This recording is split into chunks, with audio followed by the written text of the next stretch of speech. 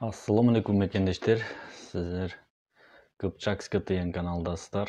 Каналға катталыңыздар жана лайк басыңыздар. Бүгүнкү видеобуз, бүгүнкү чыгарылышыбыз өзгөчө. Кичине баягындай ойлончу суроолор койдук. Жана бир эки адам эме кылып пикирлерин билдик жана сизге дагы ушул суроолорду өзүңүзгө берип турасызбы деп кайрылмакчыбыз. Мисалы, биринчи сурообуз өлүм жөнүндө.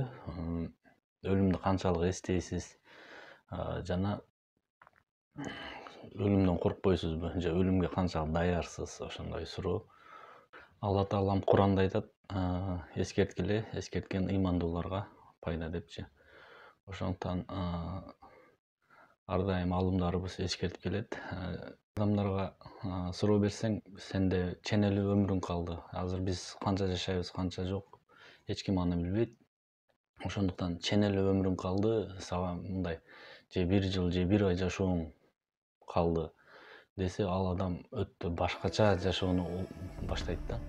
Баардык эле адамдарчы. Биз жакшылык кылууга, сооп иштер кылууга негизи ал нерселер тоскоолдук кылбаш керек. Биз просто унутуп калабыз, адам унутчак болот. Баягы жаш кезибизде каникул алдындан мугалимибиз тапшырма берсе, 3 ай каникул кылам деп жүрө беребиз го. Кылам деп 2 күн калганда анан чалапча даярданабыз. Ол даярданганыбыз 5ке тартпайт. Бул дүйнөдөгү кылган иштерибиз деле ошол сыяктуу карыганда дагы үспөйт этем деп жүргөндөр ошончо. Ошондуктан эртерээк даярдыгыбызды көрүп, сооп иштерге урунуп, ошол амалдарын аткарып калууга чакырып калабыз сиздерди. Ошол суроолордон балалык чакка кайтып калсаңыз, кандай азыркы жашооңуздан кандай өзгөчөлүктөр, кантип азыркы жашоодо болгон каталарыңызды кетирбестен жашайсыз деген суроо койдук. Жана ошол азыркы сиздин жашооңуз ченемдүү, ошо ченемдүү жашоодо кандай пайдаланасыз? Кыргыз мусулман мекендештерибизден бир аз интервью алалы дегенбиз. Азыр гана баштадык. Колдоппайсыздар. Мындай да. Өлүмдү канчалык эстейсиз жана канчалык өлүмгө даярсыз? Өлүмдү айтасызбы? Ошого айтып эң акыл болгон дүнүйөсү өлүмдү көрсөң катыраак. Өлүмдү күн сайын эстеп туруш керек. Нерсе деген өзүңдүн ден соолугуңа, өзүңдүн кандай бир акырет болгонуна ишеничиң көп пайда берет го өлүм да. Өлүмдү эстеп туруш керек. Сиздин жолуңуз. Экинчи сурообуз, эгер балалыкка кайтуу мүмкүнчүлүгү болсо, эгер элестетиңиз, мүмкүнчүлүк болсо да, эмнелерди оңдомоксуз жашооңузда, азыркы жашооңузда? Ал нерсе кайталамайт да, мен негизи кайталанып калса, кетирген каталарымды жасабаган аракет кылат элем. Ошо азыркы жашооңуздан мындай көңүл нормально болот, туурабы? Шүгүр. Үчүнчү сурообуз, элестетиңиз, качан өлүшүбүз биз, мисалы, билбейбиз, биздин жадты эртең мисалы турбай калышыбыз мүмкүн, өзүңүз да билесиз, Аллага аян эми ол.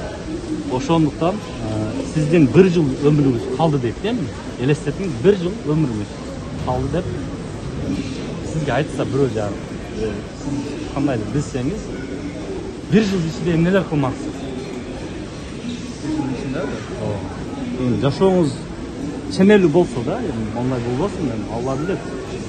Бул Сиз айтып атпайсызбы, агер 1 жыл өмүрүң калды деп, эртең күнүбүзгө да ишенич жок да. Ишенич жок. Бүгүнкү менен шашкын да экен. Ошондо эмнелер жасаш керек? Туура жолдо жүрүш керек. Жашын чыгарып ниет туруп коюш керек. Алла разы болсун. Сизге чоң. Эстейсиз жана өлүмгө канчалык даярсыз? Биринчи сурообуз. Биринчи суроо, өлүмгө канчалык эстейсиз?